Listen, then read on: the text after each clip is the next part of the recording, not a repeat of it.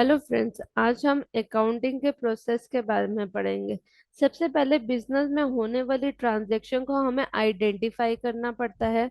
उसके बाद उसकी जर्नल एंट्री में एंट्री पास करनी होती है। फिर उसके बाद हम उसको लेजर में उसकी पोस्टिंग करते हैं। फिर लेजर पोस्टिंग में जितना भी अमाउंट डेबिट या क्रेडिट साइड आता है उससे हम ट्रायल बैलेंस बनाते हैं। और फिर उसके बाद हमारा trading and profit and loss account बनता है।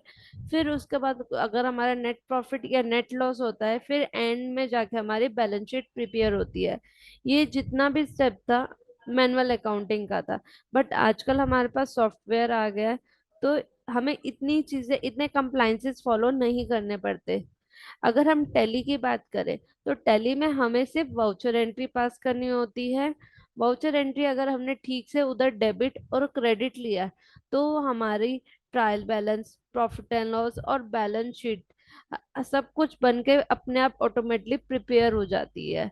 इसके बाद हम पढ़ेंगे गोल्डन रूल्स ऑफ अकाउंटिंग। सबसे पहले हम पढ़ेंगे पर्सनल अकाउंट के बारे में। Debit the receiver, credit the giver. अगर कोई individual, a group of individual या कोई इंस्टीट्यूशन है, अगर वो बिजनेस से कुछ रिसीव कर रहे हैं तो उनको डेबिट करना है। अगर वो बिजनेस को कुछ दे रहे हैं तो उनको क्रेडिट करना है।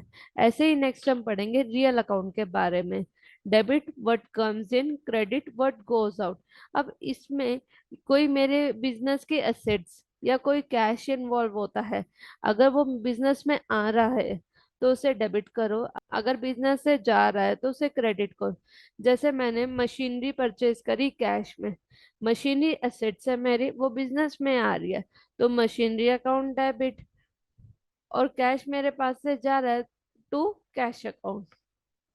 नेक्स्ट हम पढ़ेंगे नॉमिनल अकाउंट के बारे में।